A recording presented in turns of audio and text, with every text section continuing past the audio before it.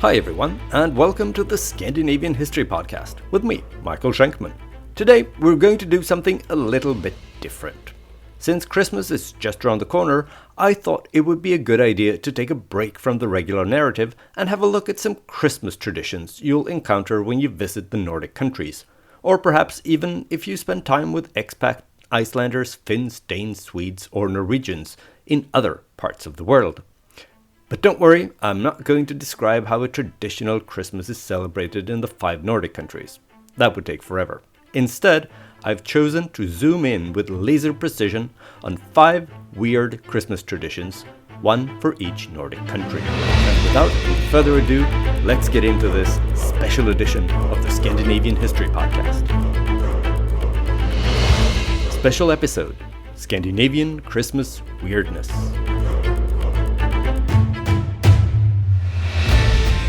There are certain traditions and customs surrounding the celebration of Christmas that are observed in all, or at least most, of Scandinavia. For instance, the big day is Christmas Eve, December 24th, and not Christmas Day, December 25th, which is the day people tend to celebrate Christmas, at least in most of the Anglo-Saxon cultural sphere. Another feature of the Scandinavian Christmas is the buffet-style meals, consisting of traditional Christmas dishes that are eaten not only on the holiday itself, but throughout the month of December. Many company Christmas parties are centered around a meal like this, where people typically eat and sometimes drink far too much. The common elements shouldn't really surprise anyone, since Scandinavia has a long history of overlapping cultural influences facilitated by political and linguistic proximity. This is still reflected in Scandinavian mentality and habits, including the way they celebrate Christmas. But instead of looking at the common elements, I'll focus on some unique features from each one of the 5 Nordic countries. To maximize the entertainment value, I've also tried to pick weird traditions, and I'll present them to you in the form of a list, arranged from the most normal to weirdest, based on completely subjective criteria found only in my head. So grab another few gingerbread cookies, curl up on the couch, and enjoy this 100% subjective list of Scandinavian Christmas weirdness. In first place, with the most normal Christmas tradition, we find Iceland and the so-called Christmas book flood, or Jólabókaflóðið in Icelandic. Sorry for butchering the pronunciation. The book flood is something that happens every year in the weeks leading up to Christmas. A catalogue of newly published books is distributed throughout the island, and armed with this information, the Icelanders purchase books as Christmas gifts for their family and friends. Books are the most common Christmas gift in Iceland, and the crowning glory of this charming tradition is that in the evening of December 24th, when the Christmas celebrations wind down, the Icelanders curl up with their new books, reading and sipping hot chocolate. I mean, could it be any better? This tradition started in 1944, at the end of the Second World War. At the time, it was the result of the economic realities of war. Imports were expensive, and Icelanders couldn't afford to purchase a lot of fancy imported goods. But paper was still relatively affordable, so books could be printed comparatively cheaply, and they became the most available Christmas gift on the mid-Atlantic island nation. Today, Icelanders can obviously afford to buy anything, and basically everything you'd want to buy is available on the island. But the tradition of giving books as Christmas gifts remains strong because it ties in well with Iceland's long and proud history of literary culture. Icelanders have always been immensely proud of their language and their national literature, going back all the way to the Middle Ages, when Icelanders wrote the epic sagas that described the early settlement of the island in the late Viking Age. The sagas were written down in the 12th century onwards, so they can't really be trusted blindly as historical sources, but as literature, they're excellent. And the literary tradition didn't die out in the Middle Ages either. Icelanders have remained very interested in storytelling and language. It became an integrated part of Icelandic national culture, and to this day, Iceland is supposedly the country in the world with the largest number of published authors per capita in the world. Moving on to mainland Europe, we reach number 2 on our list. There we find the Finnish custom of declaring the Christmas peace, or joulurauha in Finnish. It's a tradition with roots in Swedish legislation from the Middle Ages, based on the tradition of a truce of God. Until 1889, people who violated the Christmas peace were actually punished harsher than people who committed crimes throughout the rest of the year. Obviously, there are no longer any concrete legal implications of the ceremony, but the declaration of the Christmas peace is still an important symbol and an integral part of Christmas in Finland today. For lots of Finns, the declaration of Christmas peace at noon on Christmas Eve marks the official beginning of the holiday. The oldest and best-known ceremony takes place at the Old Great Square in the city of Turku, the former capital of Finland from the time the country was a part of Sweden. It's been broadcast nationally since 1935, and since 1986 you can also watch it live on Swedish television. According to tradition, the declaration has been made in Turku continuously for hundreds of years, with only a handful of exceptions during years of deep national crisis, such as 1712 to 1721, 1918, and 1939. All these Finnish national crises will be covered in future episodes of the show, so I won't go into any more detail right now. #no spoilers. Even though the ceremony in Turku is the best known, similar events take place in other Finnish towns as well, such as Rauma, Porvoo, and Pori. A similar ceremony is even held in the Estonian town of Tartu. Just like its Finnish counterparts, the Estonian ceremony traces its roots back to the time the Swedes were in control. In the case of Tartu, we're talking about the decision made by Queen Christina of Sweden back in the 17th century. During the years of Soviet occupation, the declaration of Christmas peace was suppressed, but when Estonia regained its independence in the early 1990s, the ceremony was resumed. Anyway, the thing that really makes the declaration of the Christmas peace weird and lands it on this list is that in Turku, the televised ceremony ends with a stirring rendition of the March of the Pori Regiment, which has been the honorary march of the Finnish armed forces since independence. The thing is that the text of this military march makes even the French national anthem seem peaceful. The cognitive dissonance between singing about coloring the fields red with the blood of our enemies at the event declaring peace can be a bit jarring, but no one seems to mind. But now, it's time to move on to the third spot on our list of Scandinavian Christmas weirdness, and there we find the Danish entry. As listeners to a history podcast, you've probably heard of D-Day, but have you ever heard of J-Day? If you don't live in Denmark or have Danish friends or relatives, chances are you've missed this gem of a tradition. J-Day, or J-Dag in Danish, which is short for Julebrygdag. Once again, I apologize for my horrible pronunciation. It translates to Christmas Beer Day, and it refers to the day every fall when the world-famous Danish brewery Tuborg starts selling their Christmas beer.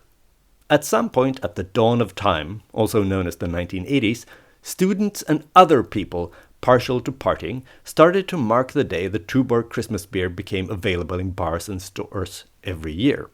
They'd throw a party, a bit like Beaujolais Nouveau, but for beer and with more drunk Danes. And, if you were extremely lucky, snow. By 1990, Tuborg had realized the marketing potential of this grassroots initiative, and so the brewery began to create a celebration around the event themselves, and they launched the official J-Day. To begin with, J-Day was the second Wednesday in November, and the beer went on sale at 1 minute to midnight. But in 1999, after numerous complaints from employers and various academic institutions that the day following J-Day tended to be characterized by poor attendance in lecture halls and offices, the event was moved to the weekend. Today, J-Day is celebrated on the first Friday in November, and they've also moved the time to the more convenient 1 minute to 9 in the evening. At that time, revelers in bars, clubs, and the streets will crowd around blue-clad guys dressed like Santa and ladies, also in blue but slightly less clad, who distribute beer. The beer-loving Danes also have other brands of Christmas beer to choose from, but none other is as popular as the dark, slightly licorice-tasting Tuborg variant. Perhaps it's thanks to its higher than normal alcohol content, or perhaps it's because of the classic ad for the beer that still runs today, 40 years after it was first aired. The Tuborg Christmas beer isn't just Denmark's best-selling Christmas beer, it's also the fourth best-selling beer overall, which is pretty impressive considering the fact that it's only sold for a few months every year. Next on our list of Scandinavian Christmas weirdness, we find Norway. Besides seasonal beer, one of the things most closely associated with Christmas is food, especially traditional food. You know, the kind of stuff you only really eat once a year at Christmas time. Every country has its own traditional main dish on the holiday table. In some countries, they eat Christmas turkey, in others, a Christmas ham. In Norway, they can't agree on one national Christmas dish, so you have options. Some people prefer roasted pork belly, called ribbe in Norwegian. Others prefer pinnekjøtt, which is salted and dried, sometimes even smoked, lamb ribs. A third group of Norwegians insist on the primacy of lutefisk, which is dried whitefish, usually cod, softened in water and lye. Yes, lye. It has the charming texture of jello and a delicious taste, slightly reminiscent of a wet bathing suit after a long soak in a public pool.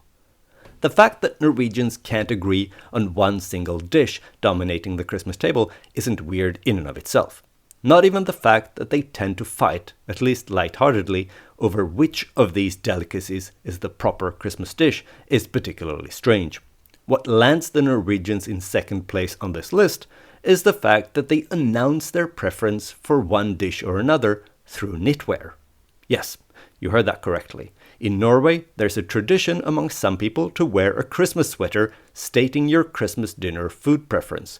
You can be Team Ribbe or Team Pinnekjøtt or even Team Lutefisk. If you don't believe me, you can Google it. You know what? Never mind. I'll just post a few pictures on the Scandinavian History Podcast Facebook page, where you can admire some examples of Norwegian festive food fashion. That brings us to the top spot among the weird Scandinavian Christmas traditions. It is a Swedish Christmas tradition that tends to baffle visiting foreigners. You see, at 3 o'clock sharp on Christmas Eve, everything stops and all Swedes sit down in front of the TV to watch a traditional program that's been broadcast every year since 1960. What is this traditional Christmas program, you ask? A Christmas service? The King's annual festive speech to the nation? The declaration of Christmas peace, followed by some upbeat military march? No. It is a collection of snippets from Disney movies. When it was first broadcast in the US in 1958, it was called From All of Us to All of You. But in Sweden, it's known as Donald Duck and his friends wish you a Merry Christmas, or Donald Duck for short. The program is actually broadcast in other Nordic countries as well, but nowhere does it enjoy the kind of popularity it has in Sweden. According to available statistics, some 40% of all Swedes watch the show. The highest ever number of viewers was reached in 1997, when just over half the population watched it. Even though its appeal is slowly fading, there is still almost a 30% drop in national cell data usage between 3 and 4 p.m. on December 24th. The show remains pretty much the same from year to year, with clips from Cinderella, Snow White and the Seven Dwarfs, The Jungle Book and Robin Hood, to name a few. The National Swedish Broadcasting Corporation is contractually obligated to include a scene from the latest Disney movie as well, making it what has to be the best, not to mention cheapest, TV commercial in the history of TV commercials. The famously atheist Swedes watch this show with a devotion that Tom Holland of The Rest is History would no doubt characterize as sacral. There are also a number of unspoken rules surrounding it. You can't do anything else during the show, no eating or talking, unless you're reciting some favorite lines along with the characters on the show. And definitely no recording. This is a once-a-year experience, and if you miss it, you'll have to wait until next year. I remember a few years ago, I got a news flash on my phone about a traffic accident somewhere in the Stockholm area on Christmas Eve, with traffic piling up on the highway. The headline was, "Hundreds risk not making it home in time for Donald Duck." Well, there you have it. Those are some of the weirdest traditions the Scandinavians are up to this time of year. I hope you enjoyed this special holiday edition of the Scandinavian History Podcast, with a little peek into the quirks of Nordic culture. Did I miss some glaringly obvious example of Scandinavian weirdness that you expected to find on the list? Do you think I was too harsh in my description of lutefisk? Leave a comment on the Scandinavian History Podcast Facebook page, or on Twitter, X. I'll also post some images of Norwegian Christmas sweaters and perhaps a link to Donald Duck if some brave soul has recorded it and uploaded it online. Next time, we'll return to our regular programming and see what the kings of Denmark chose to do with their newfound absolute power. Until then, go easy on the glögg and have a Merry Christmas and a Happy New Year.